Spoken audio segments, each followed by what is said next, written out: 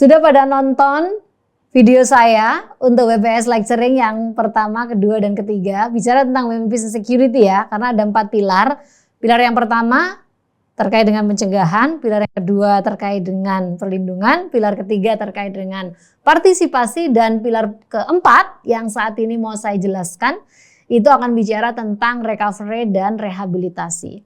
Nah, bicara tentang pilar recovery dan rehabilitasi itu ada 3 aktor penting untuk masuk di dalamnya. Yang pertama tentu saja bicara tentang korban ya, karena dia adalah kelompok yang sangat terdampak oleh adanya konflik maupun radikalisme. Yang kedua itu adalah pelaku atau mantan pelaku, karena ada aspek di mana mereka perlu mendapatkan keadilan yang setara, termasuk penghukuman, dan yang keempat terkait dengan masyarakat yang mereka adalah kelompok besar di mana korban maupun pelaku akan kembali ke masyarakat. Nah, saya ingin memulai bagian pertama ini dengan membacakan testimoni dari salah satu korban pelanggaran HAM di Rumah Gedong. Setiap saya mendengar lagu dangdut, saya merasa tersiksa dan teringat betapa saya dipermalukan oleh TNI di Rumah Gedong. Saya disiksa dengan mengikat tangan dan kaki saya, lalu mereka menyetrum jempol kaki saya. Dalam kondisi kesakitan mereka menelanjangi saya. Setelah saya dalam keadaan telanjang, mereka memaksa saya menari dengan diiringi lagu dangdut yang mereka putar dari tape recorder dengan suara yang keras. Saya malu sekali karena banyak juga tahanan lain yang mereka paksa untuk menonton saya menari dan dalam keadaan telanjang. Setiap kali saya berhenti, mereka akan memukul dan mengancam akan menyetrum. Lalu mereka pun tertawa-tawa ketika saya menari. TNI di Rumah Gedong itu membuat upacara pernikahan palsu.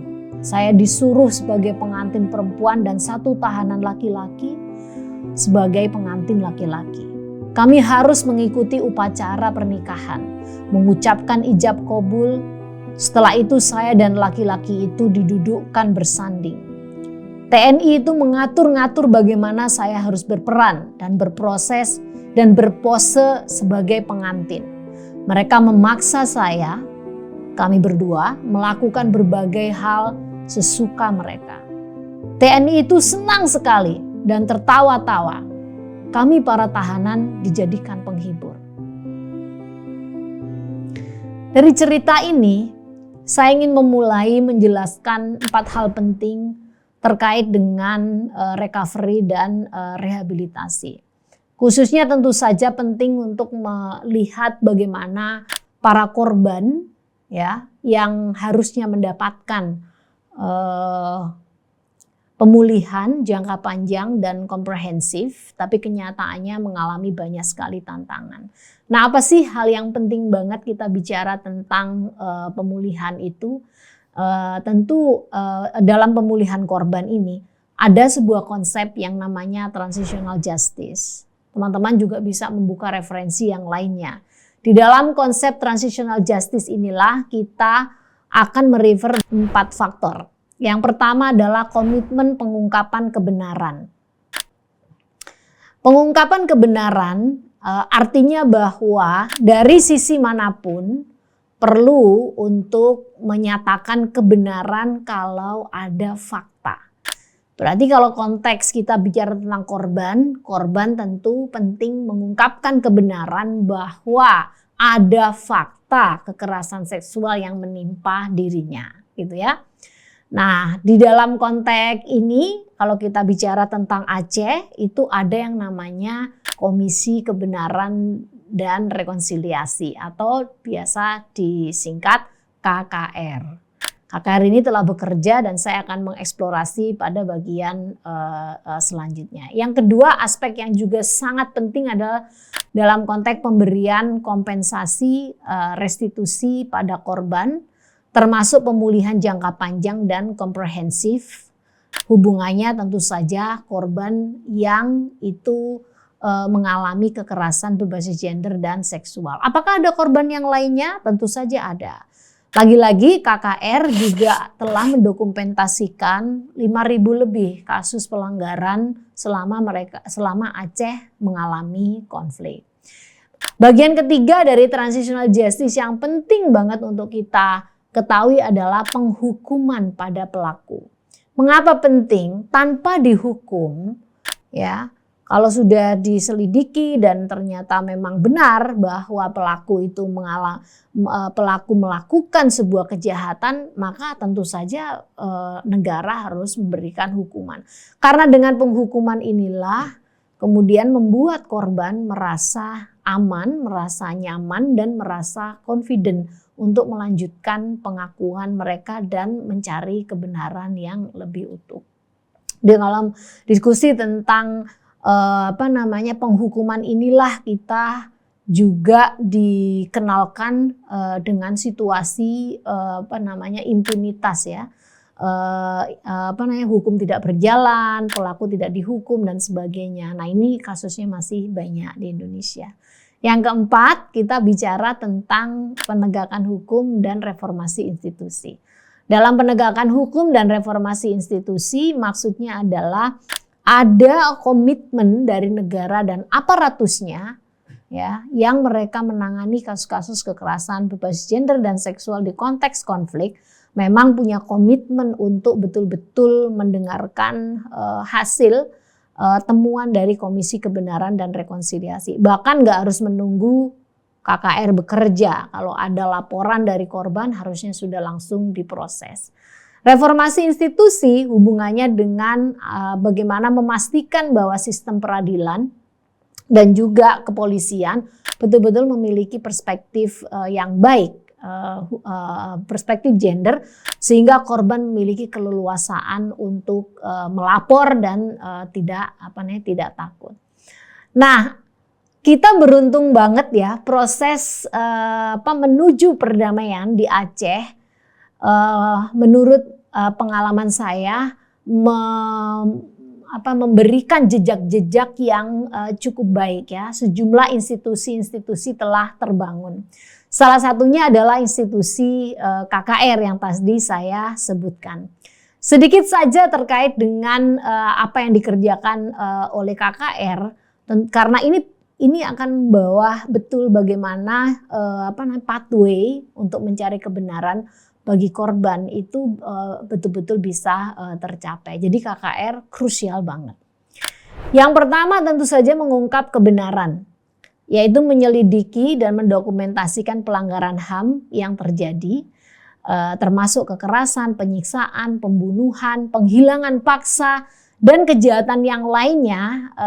Tak lupa pula kekerasan berbasis gender dan seksual. Mereka mengidentifikasi pelaku dan korban serta memahami pola dan konteks dari pelanggaran itu. Jadi lengkap gitu ya. Yang kedua, memberikan keadilan, ya, menyediakan platform bagi korban dan saksi untuk memberikan kesaksian tentang apa yang terjadi kepada mereka, tentu dengan jaminan keamanan, ya. Mengakui penderitaan korban dan memberikan rekomendasi untuk pemulihan, kompensasi, dan rehabilitasi. Yang ketiga adalah mendorong rekonsiliasi, yaitu membangun kembali hubungan antara kelompok-kelompok yang terlibat dalam konflik atau kekerasan, menciptakan ruang untuk dialog dan pemahaman antara pihak-pihak yang berseteru. Yang terakhir, KKR sangat baik menjalankan fungsi merekomendasikan reformasi institusional, yaitu mengusulkan perubahan kebijakan dan reformasi institusional untuk mencegah terulangnya pelanggaran HAM di masa depan. Kemudian memperkuat supremasi hukum dan demokrasi. Nah, sedikit mengenal KKR lebih jauh, mengapa ini sangat dianggap salah satu pathway bagaimana perempuan perdamaian di konteks Aceh.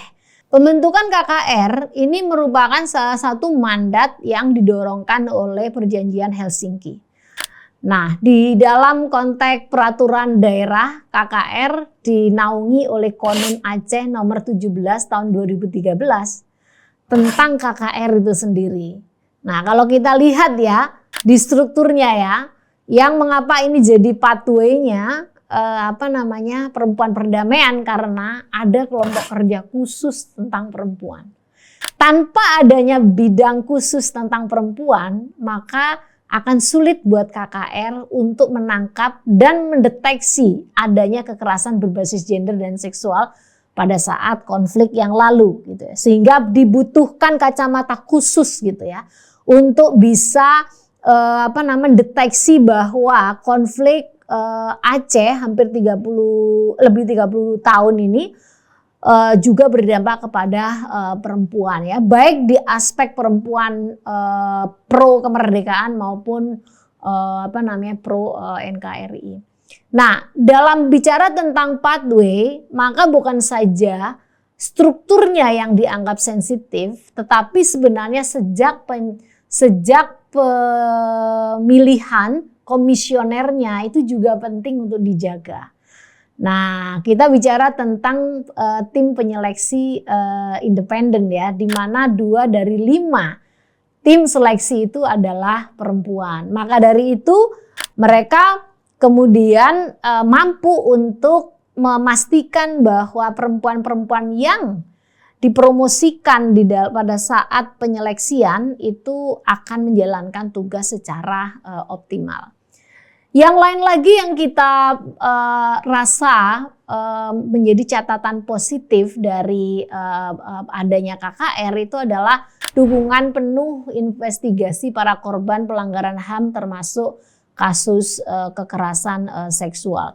Dan secara metodologi KKR menggunakan secara serius menggunakan proses-proses di mana para korban juga merasa confidentiality-nya dilindungi sehingga mereka bisa secara terbuka menyampaikan pengalaman mereka hubungannya dengan kekerasan seksual.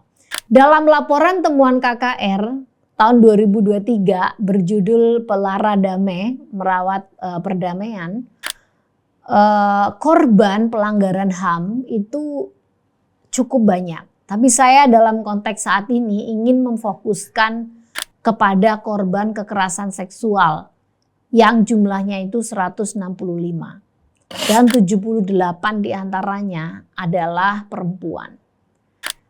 Nah, saya ingin menghubungkan kemampuan KKR untuk mengidentifikasi kekerasan berbasis gender dan seksual, khususnya kekerasan seksual, itu karena didorong oleh sejumlah organisasi-organisasi dan aktor perempuan karena banyaknya kasus yang terjadi dan banyaknya testimoni yang telah direport oleh para korban kepada pendamping-pendamping yang bekerja di lembaga non-profit. Mekanisme bagaimana pelanggaran HAM itu sudah bagus di Aceh. Aceh merupakan contoh satu-satunya di Indonesia di mana pelaporan investigasi terkait dengan pelanggaran HAM di konteks konflik itu sudah terjadi. Nah, sekarang fasenya adalah untuk konteks Aceh, bagaimana laporan-laporan KKR ini ditindaklanjuti. Artinya, baik pemerintah daerah maupun pemerintah nasional harus memberikan respon secara komprehensif kepada laporannya KKR. Ya, apa itu respon komprehensif? Memastikan bahwa seluruh korban hubungannya dengan kekerasan seksual mendapatkan kompensasi atau restitusi, gitu ya. Nah, mengapa? Ya karena mereka selama ini menjadi korban dari sebuah konflik yang mereka nggak mau. Jadi mereka menjadi korban karena ada di wilayah di mana dua pihak berkonflik, dan itu menjadi tanggung jawab negara dan menjadi tanggung jawab pelaku dari konflik tersebut. Nah, tetapi tantangannya saat ini adalah meskipun laporan KKR ini telah ada dan publik telah bisa membacanya, tentu tidak mudah untuk menjalankan semua rekomendasinya. Mengapa? Yang pertama tentu saja komitmen dari pimpinan ya. Komitmen pimpinan itu tentu membasis kepada kepekaan yang ada pada pemimpin. Apakah dia cukup peka